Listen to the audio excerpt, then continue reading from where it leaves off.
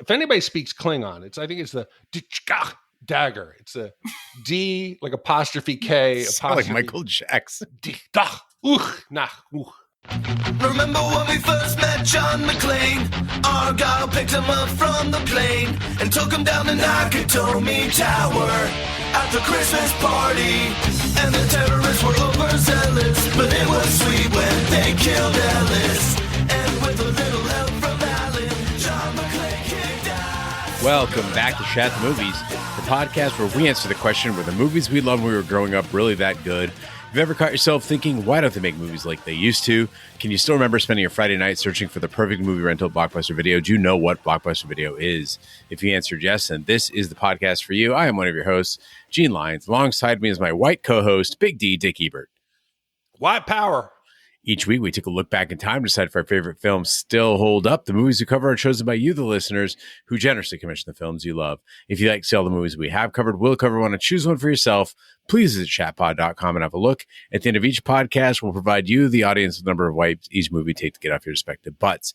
Thank you so much for listening. If you have not already, hit that subscribe button and share with a friend. It's how we help the podcast grow. Additionally, subscribe to our sister podcast, Shat on TV. Review TV series such as Westworld, Taboo, American Gods, Game of Thrones, True Detective, Lovecraft Country, and Watchmen. Find all our information and past episodes at shatpod.com/TV. And finally, if you'd like to hang out with us live, follow and subscribe to our Twitch channel, shatpod.com/Twitch, and our YouTube channel, where we play video games, host watch parties, and edit this podcast live. All that being said, Big D, what movie are you reviewing tonight? Jane, before we get to the movie, do you think there's any chance that somebody's like, hey, I really like this movie, I'm going to listen to the podcast, and they hear you introduce me that way and me say white power? Do you think anybody at that point says, what is this, and turns it off? Well, we mutually alienate, right? Because I will call you my white co-host, in which case everyone's be like, oh, social justice warranty. And then you will throw in from the opposite side, white power, which will take care of all the minorities as well. So it's just basically us talking in an echo chamber. Perfect. If anybody gets past that, this podcast and this review is actually an act of kindness. You know, in a film that's about hate and intolerance, a lot of violence and murder, our community of Shat listeners are very kind and benevolent and supportive of each other. We have a longtime listener, Tom from Midland, Texas, and Tom's been with us for years.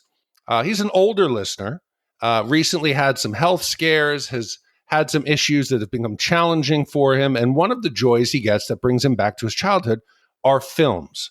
He likes a lot of very eccentric films, some popular. And he mentioned once that he was calling in saying how much he would really love to do a film, but money's tight. He was hospitalized. He's struggling. His eyesight is failing. And one of our listeners stepped up. James said, I want to commission a film for Tom. And I think it's really nice that he's doing it. And then we've had other listeners say, let's contribute and start the Tom Fund for listeners who can't afford a commission. So everybody's pitching in a couple bucks. And it's nice. It's fun. Even in a movie that is completely the polar opposite of that.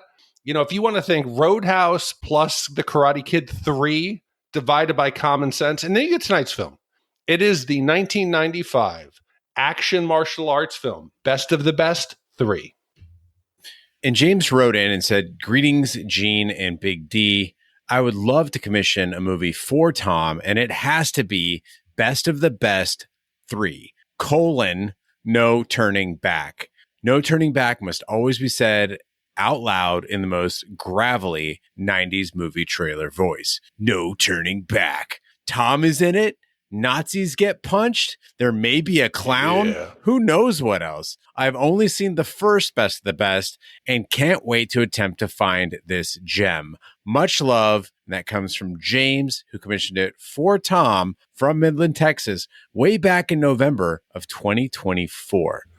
I feel like this is the beginning of the Tropic Thunder, you know, the opening fake credits when they do like Tug Speedman, Scorcher, when you thought it couldn't get any more heat, Scorcher 2. It's each one of those. That's what this is like, this film. I mean, it does follow an incredible story arc from Best of the Best, which started out as like an American karate team going up against the Korean karate team, all the way to Tommy in Liberty fighting against neo-Nazis with rocket-propelled grenades. This movie is truly Best of the Best 3, no turning back. No, I think Best of the Best 3, coming home. That That's would have what it been is. it. Yeah. Yeah, or Family. Something like that. No turning back. Starring Vin Diesel. Yeah, where were you going? Yes, no turning back. Where are you going? Right. It's not like he's... Seriously. Oh, Dick. Well, it's because his car broke down. Remember? He got it fixed. Yeah, He's but there was fine. no turning back right then. I got a flat tire. No turning back. Well, Big D, when I joined the Shat the Movies family years ago, I was interested in doing all the big 80s and 90s blockbusters with my friend Roger and his friend Dick. But then I developed this dream to dig deep into the crevices for all the weird movies that happened along the way in the 80s and 90s. And if I may pose a theory, I believe that the deeper into a franchise we get, and the higher that number after the title goes, like your philosophy on Fast and the Furious, the weirder and more ridiculous the films become. And I cannot think of a more irresistible title than Best of the Best 3, No Turning Back. The fact that it was commissioned so kindly as a gift to Tom makes this review even sweeter. I think it's even better because we're just jumping right in. Yeah. We don't know any background. We don't know the lore. We don't know the mythology. When he talks about like that he doesn't teach anymore, immediately my mind is racing. I'm like, oh shit, what happened to his student? Did he lose somebody in a training accident? Did somebody turn evil and go to the dark side of the Korean martial arts? I didn't know. Did she offer herself to him for 3 meals a day and the use of her body? That's a possibility because you think it's a similar story, Gene, to our last week's film. You get a lone warrior coming to town to protect the weak, the helpless. So I don't think we're going to see any naked shower scenes in this film. Fingers crossed, but I don't think it's coming. For me, I was excited. It's a new franchise. I had no idea what I was getting into. From the poster alone, it's fireballs, explosions, punches, Gina with her mouth open like she usually is. You got a guy on fire riding a motorcycle. This is why I do the podcast. To hit play and don't know what 80s and 90s over the top, fabulous, flaming pile of shit I was going to get. And tonight's pile of shit, Tom, is just for you, buddy. I hope we can do it justice. Best of the Best 3, No Turning Back, is a 1995 martial arts film directed by the film star Phillip Rhee. It is the second sequel in the Best of the Best film series and co-stars Christopher McDonald, Gina Gershon, Dee Wallace, and R. Lee Ermey, who is not credited in his role. Rhee plays Tommy Lee, who returns to his small hometown to find it under siege by a neo-Nazi gang. Let's hit the trailer. Tommy Lee is coming home to liberty. But liberty is not the town that he remembers. This is white man's land! Their sacred oath must never be compromised. Get off my property. You know what those people are doing to this town? When hatred is religion We will create our own nation. Never used to be like this. and violence is law, The race war is imminent. You hate me just as much as I hate you. Remember, your blood is red like mine. the only hope for peace. Kingsmen, arise! You're gonna get yourself killed. Can't walk away. Is war. One heart, one beat! 1,000 hearts, one beat! For one man, Can't we all just get along? liberty is worth dying for.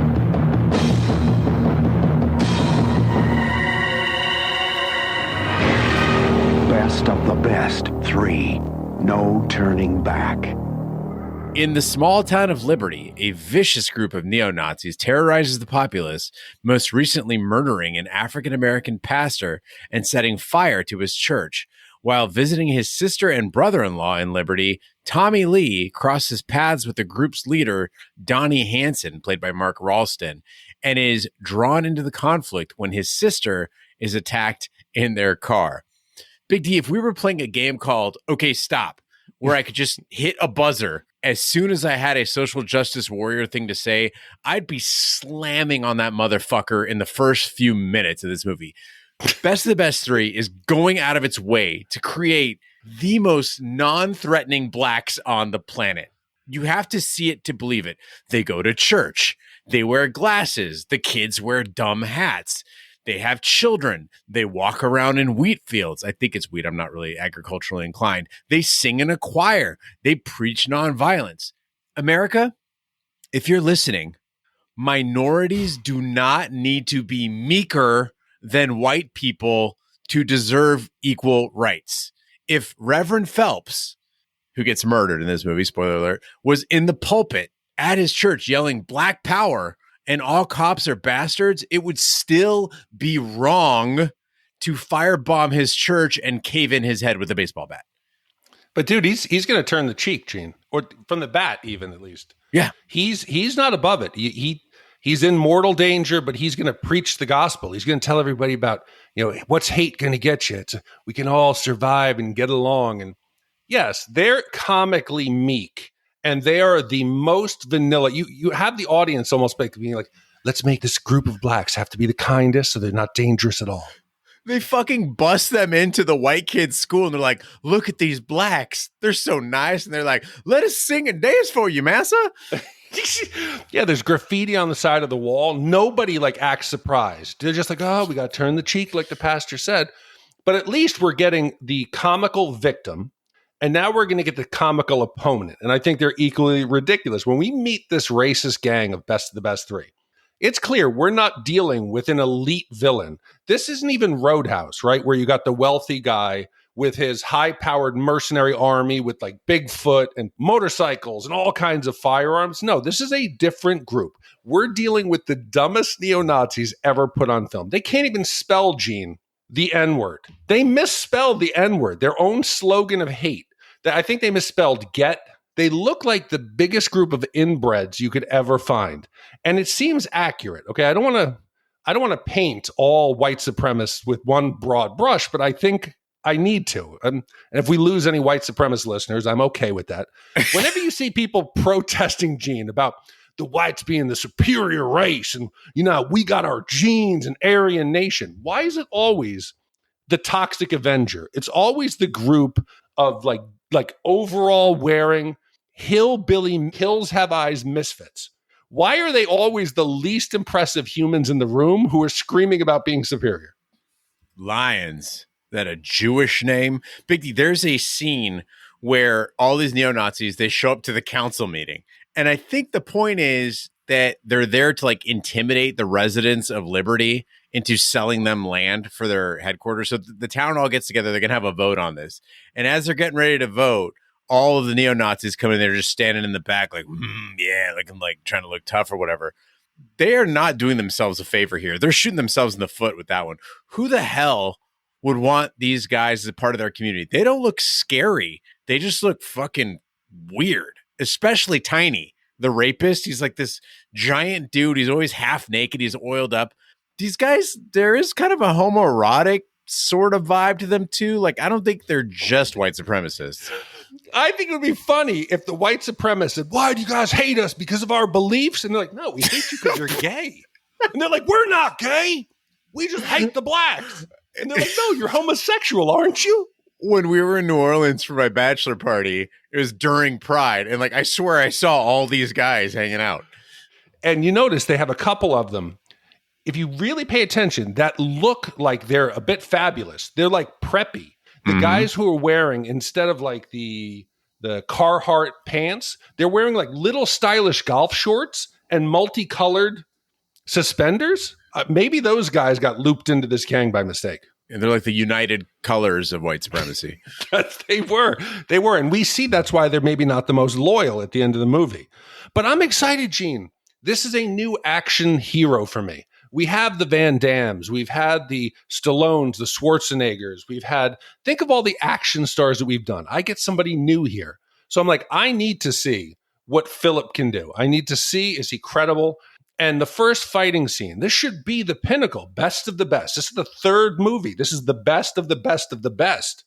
And Tommy Lee, you could tell he's skilled. He is a martial arts legend, but instead of letting it out in front on display, it's kind of lost behind like sloppy editing. You can see he can move. He's fluid. He's not Danny Glover. He's got good footwork, his timing, but the camera is so close, like it's hiding the weaknesses of the fight scene. And when he beats down these 5 bat-wielding thugs, I didn't need it to be a plastic bag and a can of shaving cream that he's spinning around and hitting them like it's a shaving cream nunchuck. It's simultaneously impressive, disappointing, and ridiculous. You should have shown him in a light that made us all realize he was a capable hero.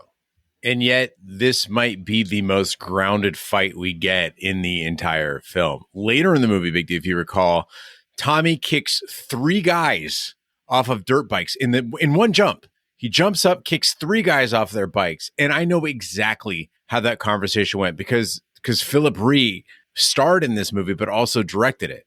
And I think, he's meeting with this team and they're like, okay, we're going to have 2 guys. They're chasing you on dual sports and you're going to turn, jump, and you're going to kick 1 with each leg. And Phillip Rhee's like, why 2? Anyone can kick 2 guys on dirt bikes in one jump. My guy is going to do 3 guys on the bikes. He's got to outdo the Van Dams. He's got to outdo the Chuck Norrises. I wanted Delta Force Chuck Norris. That would have been more realistic than what we got in this movie. Agreed. Later, the neo-Nazis attempt to harass school teacher Margot Preston, played by Gina Gershon, at a 4-H fair, but Tommy intervenes and he fends them off. Ungrateful at first, she eventually warms up to Tommy when they're set up on a blind date. So even though this is the 3rd film in the series, you assume they're making money along the way to continue going. It's not a great film. They seem to be struggling with basic fundamentals of storytelling, of camera work. But there are moments that show there was somebody on set who really cared. I have to admit it. They tried on this one, and I wasn't just trying to find moments of light in this film. You've got these inserts, these like pickups of like when you have Tommy in his car and he's driving around and they're setting the mood. You see like a close up on the map and then the dashboard and then the horizon and the wheels spinning. It's somewhat artistic. They do aerial shots, like drone shots, that are so shaky, but they're trying. They do this pinwheel fade, Gene, from the white supremacists testing out their minigun to a pinwheel at the fair. They're trying. Even though the film is mostly 90s direct-to-video action schlock, there are some moments where you could see somebody's like, we can do it, guys. Come on. Let's all buckle down. We're going to make something. We're going to break the mold. We're going to do best the best 4. You watch. Yeah, I think that someone is Phillip Rhee. And I'm fine with pointless violence in a movie. If you just want to make a movie where guys are just kicking each other's asses like Bloodsport, I'm okay with that. I'm fine with a movie that has a message where the violence and the action is non-existent. I'm not okay with really on-the-nose attempts at symbolism in an action movie. Right? If you're going to take that leap, you better land it. Best of the Best 3, it goes ham with these deep moments, these artistic aspirations, as you would say, Big D. Owen, he's being a racist little shit under his mother's roof. And as he's standing in the hallway, there's this portrait of Jesus just staring at him with tranquil benevolence. Or Tommy Lee, he gets a coffee to distract the Nazis from the waitress that they're harassing, also Owen's mom. And he gets that coffee and he walks outside and he throws it right in the trash because it wasn't about the coffee. Big reveal, right? Little Luther, he's on the bus with a grasshopper and it gets away from him and a girl stomps on it. And he says, why'd you kill him? And she says, because I was afraid. Oh, wow. If you want to see how this is done right, okay, watch Westworld or Alien Earth, right? The scorpion scene. You have to build some gravity around it. You have to build some mystery around it. You have to let the person think a little bit. Don't just beat them over the head with symbolism. So, Gene, you're saying that like when he goes, Mom, but hate's giving me a reason to live. Uh-huh. You didn't go, wow, that's quite, I didn't understand, that's what they're preying upon is his feeling of being lost and not his hatred of minorities. His dad's not there. He's looking for a father figure. And he's sitting around Hitler. Drinking beer in his underwear. Get a job. Dude, that part of it sounded awesome to me. I thought so too. I was okay, sign me up. Shave my head. Why are you going to hate minorities? Your life's going pretty good. You're living for free with your mom who's cooking, cleaning up. You're in your underwear drinking beer. You hit the jackpot, buddy. So this movie's not just bad at action. It's not just bad at symbolism. It also takes a stab at romance. And I thought Van Damme's flirting in Bloodsport was bad until I witnessed Phillip Rhee's idea of flirting. And I got to ask, is there actually a woman out there who finds a guy giving her a hard time to be sexy? Write in, host at shatpod.com if you are that lady. I don't want to yuck your yum. Tell me all about it, right? But Tommy is hitting Margot up with lines like, I should have let them punch you. And are you always this rude? Is that why you aren't involved with anyone? While he's like whipping Gina Gershon with a towel in the kitchen. It is so fucking cringe. And I couldn't help but think, my advice to all men, just talk to her like a person. You guys went through a fucking ordeal at the 4-H fair. Be like, hey, it's been really great getting to know you tonight. How are you feeling after you were harassed at the fair? I'm sorry if I overstepped. I was trying to help. I would do that for any person who was being attacked. I wasn't trying to be a chauvinist or anything like that. No, Gene, come on. I think you're going a little hard here. You're going a little hard to the hoop. I always tell Emma, if the kids, there's boys in her class who she says are mean to her, it's because I know they like her. You've never done that to a girl. That either you've been kind of a kid of, you try to act a little extra mysterious. You know, no, extra mysterious. I'm not going to write you a poem. No. Extra mysterious would be totally different. If Tommy was at the 4th of July party and he's eating his hot dog with chopsticks in the corner, okay, that's mysterious. All right. That is not what's going on. Wow, this is the most stereotypical podcast of all time. No, that is mysterious, okay? He's giving her a fucking hard time, and he's like hitting her with the towel and stuff. That's not charming. But it works because he's got a great body. He's got those tight jeans. He's got the white tank tops, and nobody else in town is a better option. This is the best she can do. And if he plays off on that, I understand he's trying to play to the audience. But maybe, Gene, in part 1 and 2, he was very sensitive and then got hurt. Maybe this is his coping mechanism. Okay, sure. Somebody's going to write in and be like, oh, you didn't get the backstory. In Best the Best 1, he actually gave his heart. He let his walls down. And then in the final fight, the opponent used his love and emotions against him. And he became callous and hardened. And that's why Best the Best 2, he became even more of a champion and even more cold. So here, no backing down, or what is it? What did you say? What's it called? No turning back. Yeah, emotionally, there's no turning back. Oh. When the town holds hearings on whether to sell a parcel of land on the outskirts to the neo-Nazis who have set up their headquarters on the land, Margot and Tommy join the residents and persuade the town council to reject the land sale. Big D, I mentioned Gina Gershon is in this movie, and you got to feel for her. You got to feel for a lot of people in this movie, but particularly Gina Gershon. She was so sexy in Cocktail and Showgirls and that one episode of Curb Your Enthusiasm with the hole in the sheet. She has been reduced in Best of the Best 3 to frumpy bohemian trad wife teacher. Again, on Shat the Movies, we get another teacher in another small town just waiting for someone to come along and bang her. And to make matters worse, Phillip Rhee decides to saddle Gina Gershon with this Melania Trump-ass cliche buffet of a speech. Many do not like what you say, Mr. Bryan, but I always respect your right to say it. But now Mr. Bryan wants to buy our land to build a monument to hatred. But I believe that freedom is not for sale. Yes, it is a free country. You know the words, but not their meaning. You can see it in the faces of the children looking to the future, hoping they can always live in freedom, decently as God wants, regardless of race, creed, or color. I want to say something. A threat to freedom here is a threat to freedom anywhere. That is the actual script of this movie. They made her say those lines in a scene in a film. This is Gina Gershon, Showgirls, Cocktail. Dude, what's worse is they frame it because it's an old Southern courthouse. Yep. They frame it like it's To Kill a Mockingbird. like it is going to be this poetic, moving speech. The more compelling speech was if you go back to Hoosiers, where they're going to fire the coach. And the sister of Jimmy comes out to defend him, and she's just like, I think you should give him a chance. That's what Gina should have done. That would have been a much better speech. That's it. Should have done that. But instead, he got all the blacks in the crowd. Tell.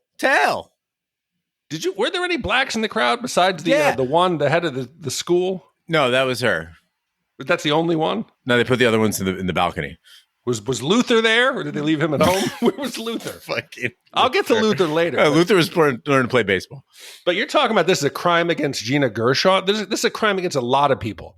Elliot's mom, E.T. D. Wallace, goes from a Spielberg Academy Award-winning classic to getting groped in a diner by redneck misfit mutant Aryan Nation brothers. You see it. She's dead behind the eyes, Gene. Cujo was bad for her. This is 10 times worse. But then you get to Christopher McDonald, the man who gave us Shooter McGavin, somehow got cast as a spineless sheriff. His character spends the entire movie hiding behind, like, it's not the rules. We can't do this. Just hold on. Everybody stand still. Just everybody get back. I felt like he was in on it. He was so passive that he had to be the secret, like Lost Boys, the head vampire of the Aryan Brotherhood. I thought there has to be something going on here.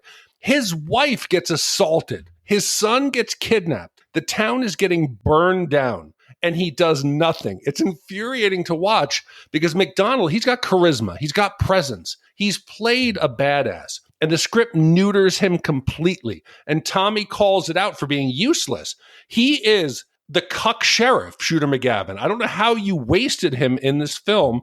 Instead of out there being strong, defending his family, he's in the corner sitting in a cuck chair watching his family get fucked. Yeah, he's failed this entire town. This is his fault. When Tommy gets into town, Sheriff Jack tells him, liberty's not what it used to be. Like, he's just some fucking guy that lives there, right? As if he's not the armed authority in town. His own brother-in-law, wife, and home are terrorized. They burn a cross in his front yard, and he's acting like, oh, jeez, well, there's no evidence that could crack the case of who done it. Tommy gets assaulted just after the town council meeting, right in front of him. He doesn't make an arrest. One of the dudes Tommy hit with the shaving cream, he's walking around the rest of the movie with a broken nose, giant ass bandage on it. Fuck, man, Jack, do some police work. Dude, you've got one of the masks covered in blood. Yeah. Go run the blood. I'm pretty sure it's going to come back as one of them. Maybe drive out to the giant neo-Nazi compound and just ask a few questions. Or how about you address it when you see him in his mask the next time? Hey, I know that's you. Everybody take your mask off. I know who you are. I know Tiny, that's you. Tiny, why are you wearing a sheet, Tiny? You're like 8 feet tall. I know exactly who you are.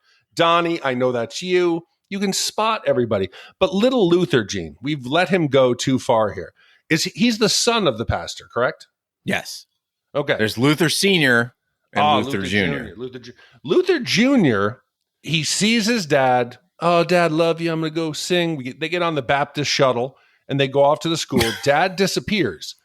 Poor Luther, a child, is traumatized, and nobody gives a damn about this kid. Nobody thinks about his quiet trauma. Instead, Luther's quiet. And his friend, the son here, goes, hey, why aren't you throwing the ball around? Why aren't you trying? And Luther just stoically has to swallow his pride and just say, I'm sorry, I didn't want to play. Maybe because his dad's gone. His dad's dead. They're getting beat up. The ice cream's getting taken away, and nobody stops to check on poor Luther. It's because he's black, Gene. Why aren't they looking after Luther? Okay. Yeah, they don't know how to handle him. Like, I don't know. It's black. They're meek. They sing. I don't know any other facts about the black. Here's the thing. It's not like Reverend Phelps just went missing one day. Like, he's like, oh, son, I'm going to go get some cigarettes, and didn't come back, right? The church was firebombed. That was a little stereotypical there, Gene. So, what, going to get cigarettes? No, the black dad going off to get cigarettes, not coming home. I thought that was what all dads, that was always the story. Is it specifically black dads? I don't know. I guess if it is, I apologize, guys. I thought that was just what you said. Like, dad went to get milk or get I thought they went to get milk. So white dads get milk and black dads get cigarettes. I don't know. Right then, let us know. Persian dads get heart attacks, but whatever. But my point is that there's no, you can assume something bad happened, and then again, I'm going back to that point. The church was firebombed, and the sheriff is just like, oh, Hope the Reverend comes back safe. Did they ever find his body? No, they weren't even looking for it. They weren't looking for it. Did they investigate the crime scene? No. I don't think it would have been hard to find. Maybe, Gene, how about this? Let's put two and two together. Let's put our sleuthing hats on. Yeah. You're the sheriff. You're sitting at home, and hey, my wife's been accosted by a group of racists who are calling her every name in the book, and then there's these men who showed up on my front lawn, and they burned a cross. Could they be the ones who set fire to the church? Could it be associated with the neo-Nazi compound that's on that parcel of land? Right. The kids were getting branded. It might have been electrical fire. Yeah. This could have been all insurance. It's an insurance fraud. It's probably something to do with that rally down in the quarry. Cuck McGavin. After being ordered to vacate, the neo-Nazis arm themselves and assault Tommy's family. Tommy rescues Margot from an attempted rape and returns home to find his sister badly beaten. He and his brother-in-law, Town Sheriff Jack Benning, played by Kristen McDonald, decide to take matters in their own hands and invade the group's heavily guarded base, where the children have been taken hostage. So if Sheriff Cuck McGavin here, he has tried to stay out of any kind of altercation, any kind of violence, but I guess he's had enough when Luther and his son get kidnapped. Yeah, there's no turning back. There is no turning back. I guess that's exactly what it is. That or his emotional callous, him emotionally turning back. But he now has to go after his son, who's been kidnapped in danger. Luther, he's collateral, but we're going to care about him too. The logical thing, Gene, I'm a sheriff. Any kind of law enforcement knows. We see it in the movies. If something happens that gets out of hand, what do you do, Gene? You're a two-man sheriff office. I'll give you have a deputy. And then say you get a terrorist bombing goes on in town. What are you going to do, Gene? Call for help? Of course. It's the common sense thing to do. You're a one-man sheriff against a giant neo-Nazi compound. That is the advantage that law enforcement has, is numbers. They can always call for more. Why don't you call the FBI? Call the state cops. They have helicopters, Gene. They have lots of cars. We've seen them in Waco. It doesn't always go well, but they'll take down a compound. Ruby Ridge. They'll take them down. They have the tools. They like to use them. Instead, Cuck McGavin turns into Secret Ninja, and he decides all of a sudden, I'm going to put my son at risk. I'm going to go on a lone wolf mission like Rambo, and it shows how stupid and reckless he is. This is the moment where he should be strong, ask for help, surround the compound, say, let's get rid of the hostages. Instead, he goes in there without backup, which is a bad move. This should all be dead. Do you think Tommy mentioned at any point before they went in, like, yeah, I infiltrated the base and I noticed that they had submachine guns and rifles, like crates full of them. We should probably just go in with a shotgun. Or even, hey, I watched them just stab the pastor. So there's been a power change. And also, if you're going to infiltrate, Gene, if you as a Persian man, with your olive skin and your lovely brown long locks, are you going to sneak into the neo-Nazis compound without some kind of mask or something? Wouldn't they spot you? Yeah, they might spot me. Yeah, I don't know. I could pass as white. Have you seen my kid? That's a white kid. But I don't think you and Sarah, both with your dominant genetics, you're just erasing the brown race off the face of the planet. We're going to have two kids that just look white as sheets.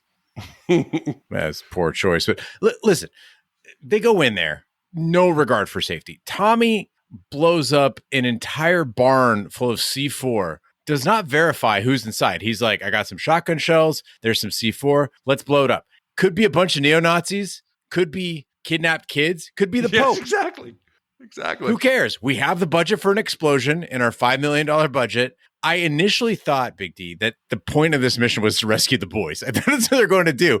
Things started to shift into mass murder at some point. It was no turning back.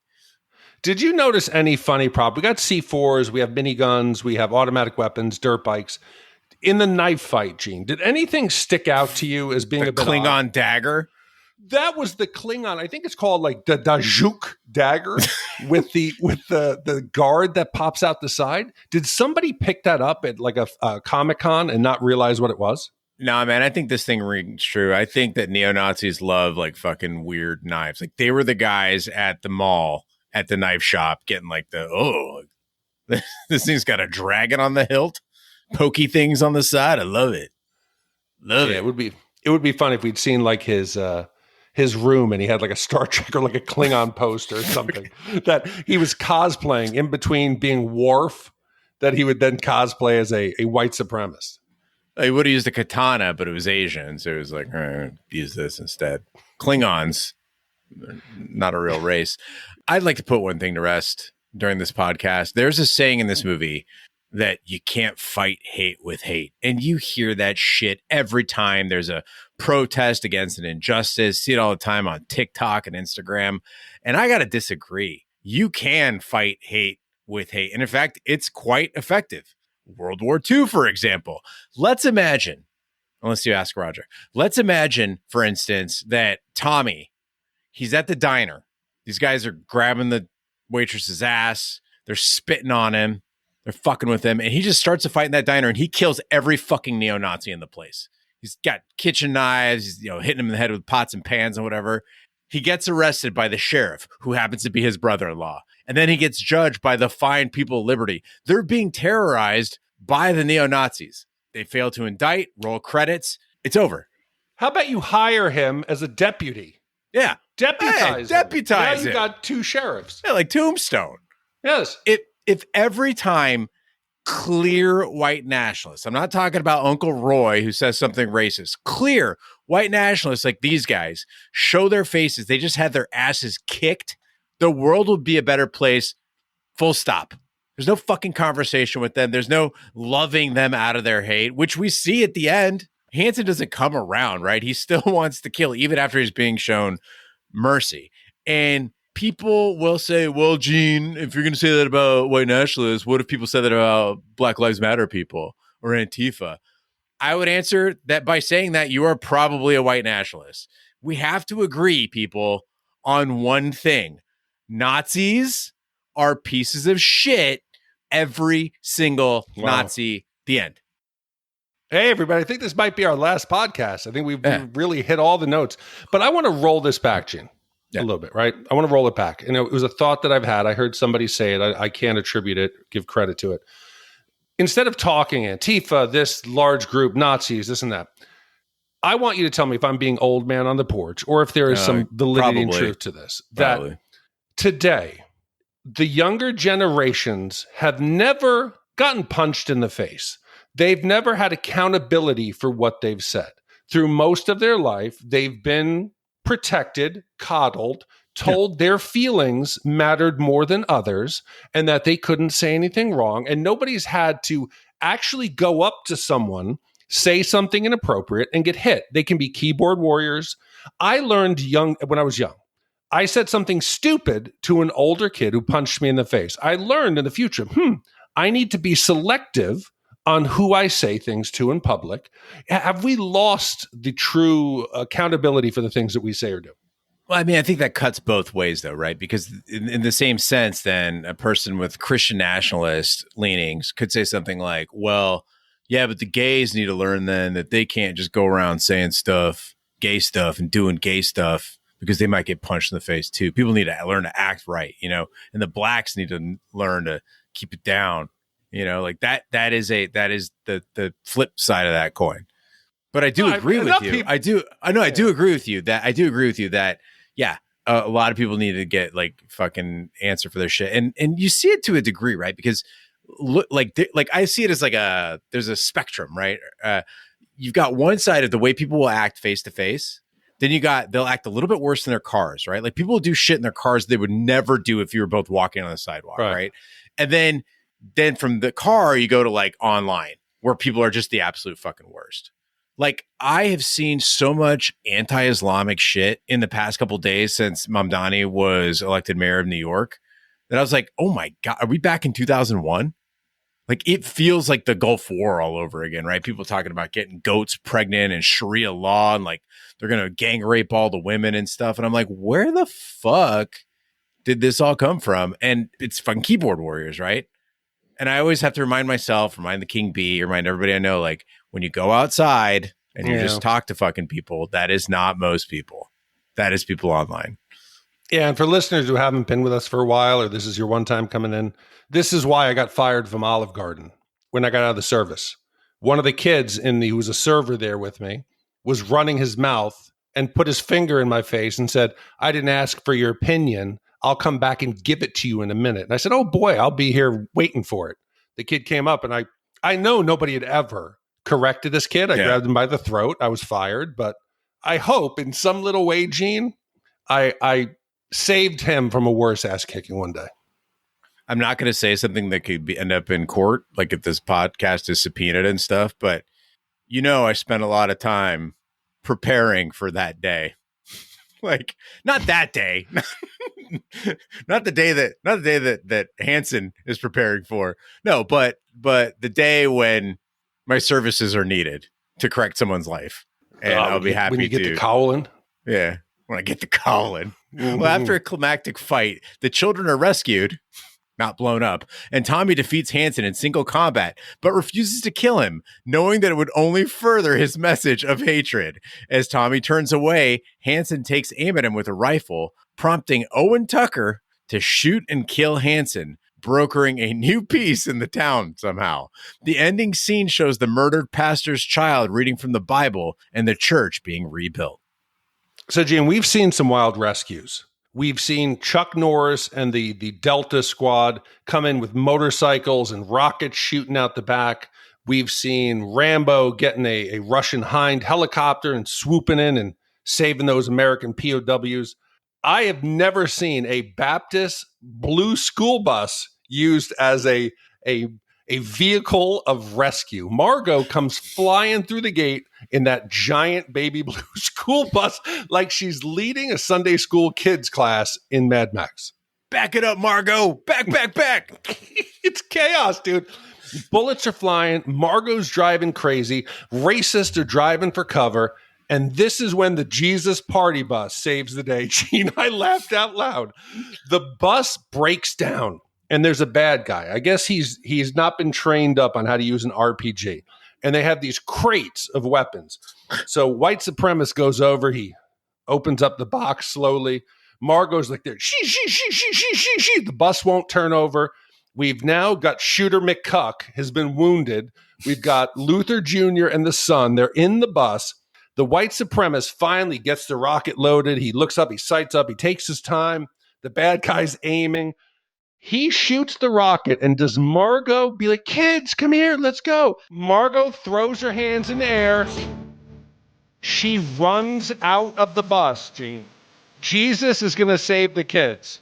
The rocket goes through the window. She says, "Thank God. Thank you, God." She raises her hand. Dumb luck. Ditch the kids, ran back in there. Jesus, take the RPG. These guys have compiled quite an arsenal with the RPGs, the miniguns, the rifle, to beat an impotent sheriff, one black kid, and an Asian vagabond who's coming through town. I was more surprised by the minigun that only came with like 4 feet of belt, which it would shoot through in, 2 seconds of use. It's a terrible weapon to use for what he's using it for. It's heavy. It's inaccurate. It can't shoot through Tommy's plot armor. These guys were horribly equipped. They would have done better with just like a crate of handguns. But dude, you get a minigun and you want to test it. He shoots at one of his own buildings that has ammunition in it. He blows up his own ammunition and explosive depot. For what reason? White power. White power. And Gene, now we've had the one knife, the if anybody speaks Klingon, I think it's the dagger. It's a D like apostrophe K apostrophe like Michael Jackson.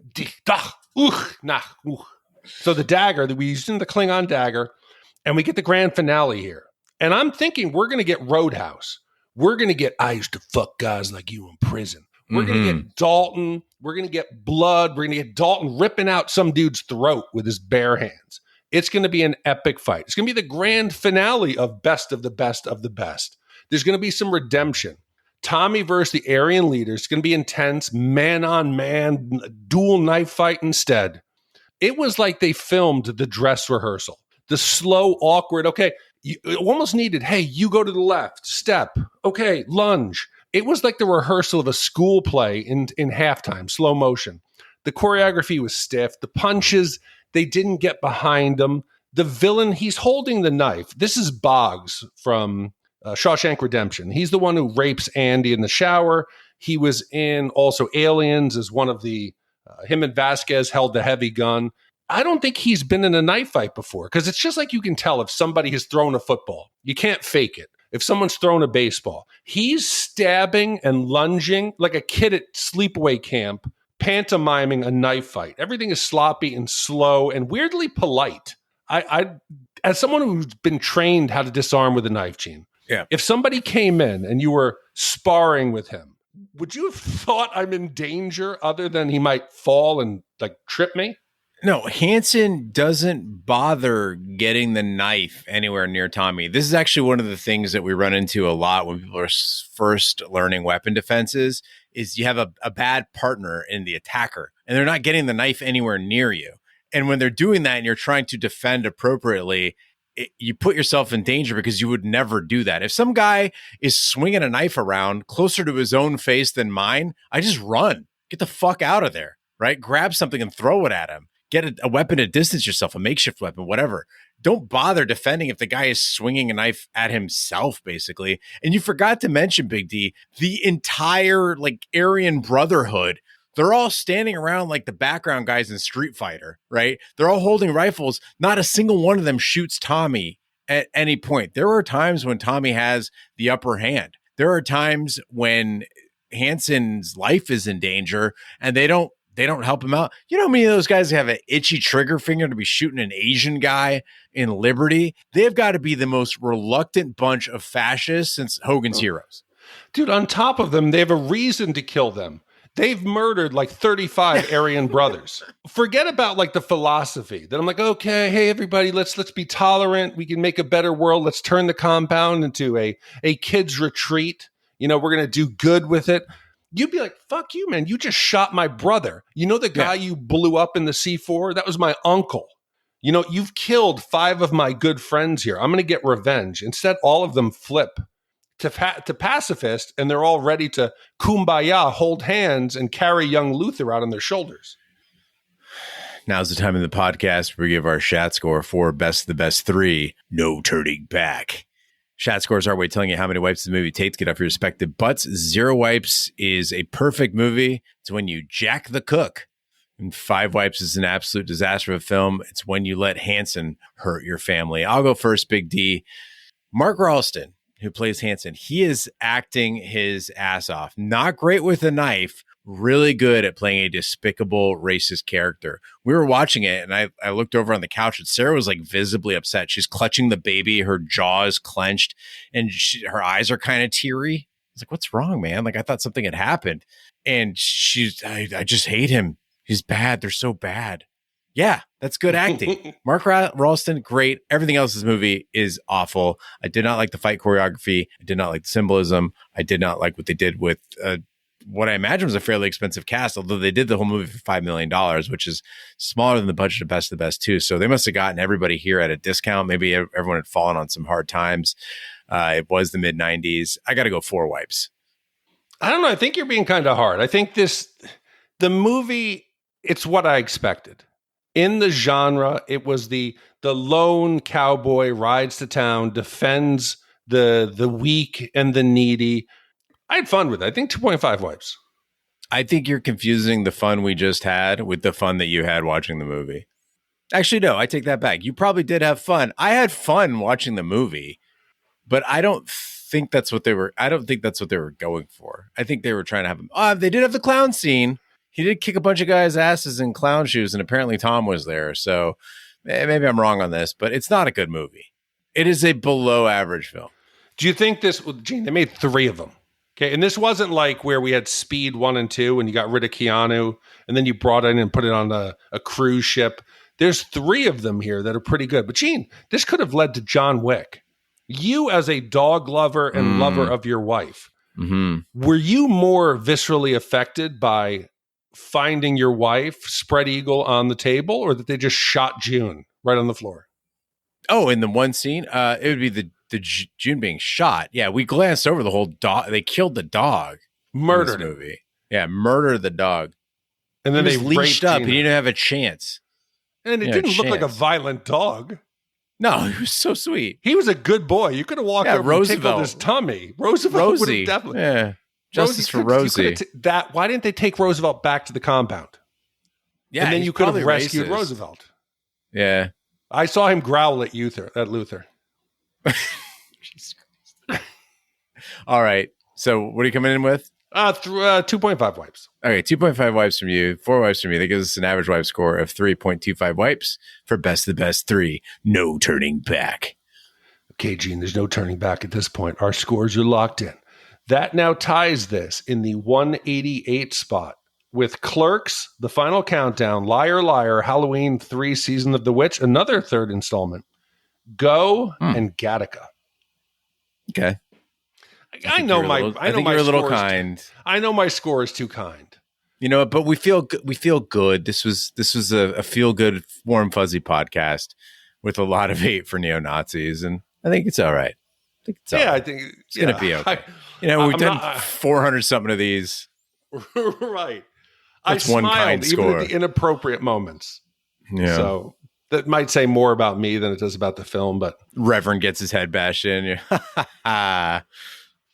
No, I was oh my God, you did. I didn't think they were going to go full measure. I thought they were going to wound him, send him back to town with a message. But nope. And that's an unsolved case. There's no way the sheriff is solving that. No, he doesn't care.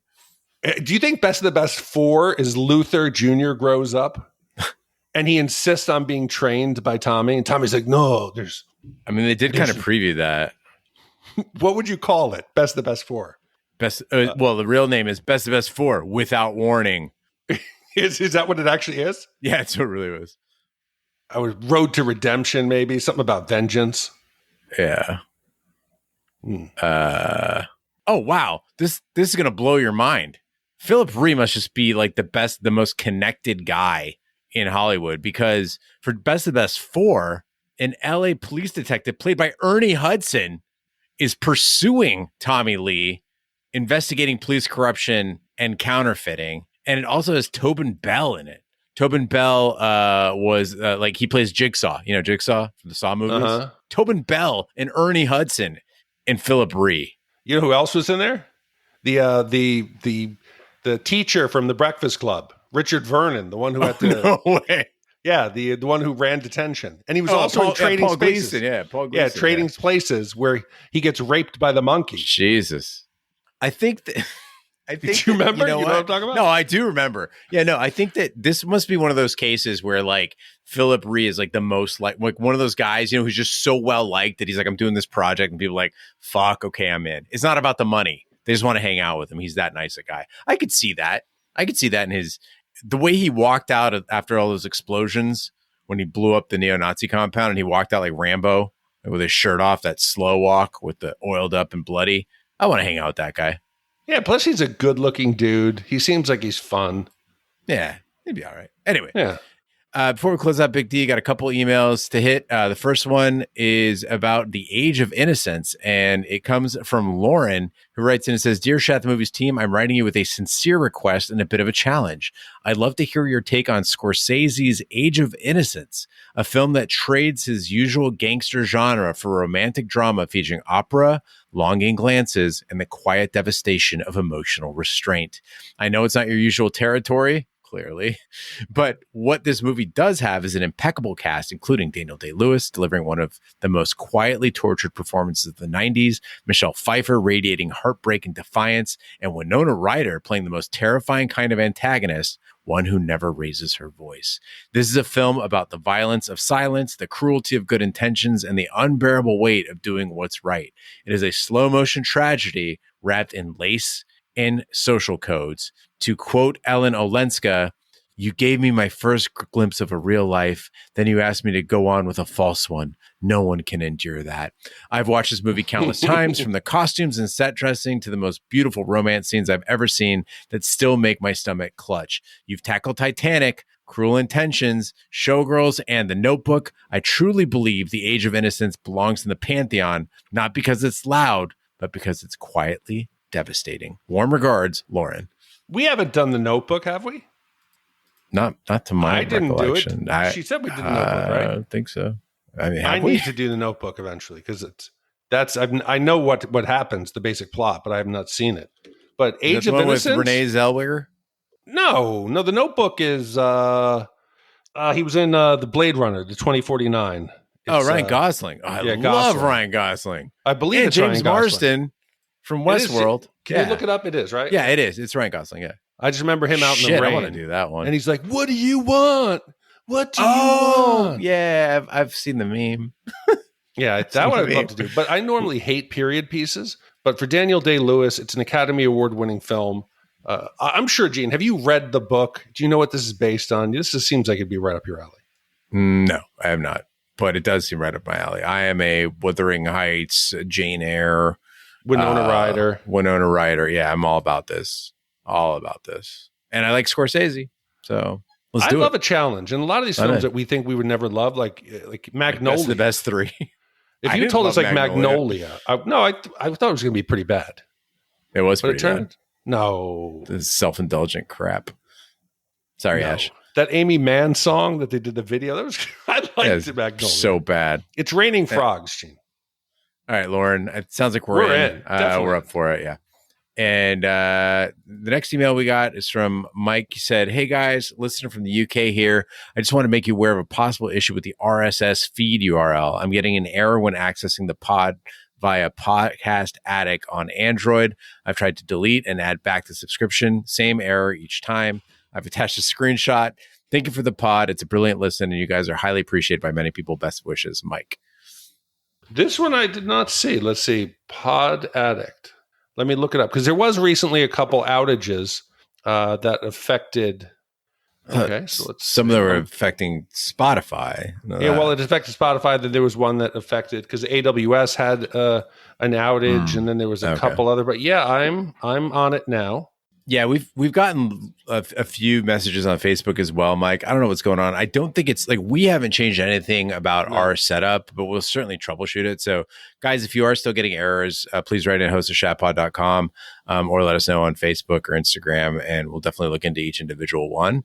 But we use a standard process each time, so there's nothing different that we're doing. And a couple of people even asked, like, did you get rid of all the Roger episodes? And absolutely not. Like, no. I always mention that my favorite episode is Predator 2, and it's because of Roger. There's no animosity there, and the full library should be available to everyone. It is. And we had gotten an email about how on Spotify, older episodes, I went and looked, refreshed it. It was good to go. So when we do publish, if one has an outage, like for example here, there's an issue with Pod Addict, all the other feeds are okay. It's the individual platform. And that if they do have an issue, go back and check it again. But also if you go to shatpod.com, you can go to the feed section and it'll give you alternate platforms in order to download it. All right. Big D, what do we have coming up next week? Man-child Billy Madison has been a spoiled rich kid all his life and spent his days drinking and partying. When his father, hotel magnate Brian, becomes fed up with his son's irresponsible ways, he issues an ultimatum. He must retake and pass every grade in 24 weeks. Otherwise, the business will be turned over to Brian's conniving associate, commissioned by the wonderful Steve W., commissioner of this film, and also the commissioner of our Shat Fantasy Leagues. Came out in 95. Adam Sandler. I mean, this was a big one. This was what I think put Adam Sandler and his type of character on the map. And I'm excited to go back and see how this one holds up. I predict that this will be fewer than one wipe. This is a movie that I watch pretty regularly. So unless you fuck this up, Big D, I think it's going to be a good one. But I was wrong about Young Frankenstein, so who knows? Anyway, well, thank you, Steve, for the upcoming commission. Thank you, James, for commissioning Best the Best 3. No turning back. Thanks, Tom, for picking it, and thank you to all the commissioners who make this podcast possible. That concludes this week's episode of Shat the Movies. Be sure to follow us on social media and share with a friend. We're on Facebook, Twitter, Snapchat, and Instagram at Shat the Movies. You can email us, host@shatpod.com. Support the podcast by shopping our Amazon affiliate link, buying our merch, or by commissioning your own movie. Find all our information by visiting our website, shatpod.com. Also, check out our sister podcast, Shat on TV. Review TV series such as Lovecraft Country, Westworld, True Detective, Taboo, American Gods, Game of Thrones, and Watchmen. Find all information on our website, shatpod.com/TV, wherever fine podcasts can be found, including Apple Podcasts, Google Play, Stitcher, and YouTube. Be sure to subscribe, and if you stop at Apple Podcasts, please leave a 5-star review. It helps the podcast grow. On behalf of my co-host, Big D, I'm Gene Lyons. Join us next time for the following movie. Suntan lotion is good for me. He was born into privilege. Oh, really, fool? Really? And stood to inherit a fortune. But for 27-year-old Billy Madison, there's just one problem. How could I hand over my company to someone who couldn't even get through school? That's nice. Billy is not an idiot. Give me one more chance. I'll prove I can take over. First grade through 12th grade, all over again. And then I get to take over Madison Hotels. You're on. I want you all to meet Billy.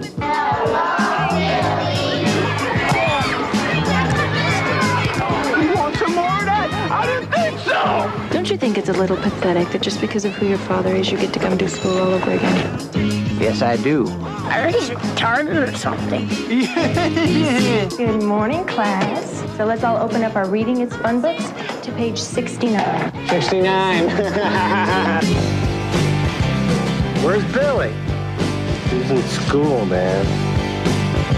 So what's it like being back in school? I don't know. I kind of feel like an idiot sometimes. Although I am an idiot, so it kind of works out. Universal Pictures presents Norman Invasion of England. 1066. That is correct. Adam Sandler, I am the smartest man alive! Spanish Armada.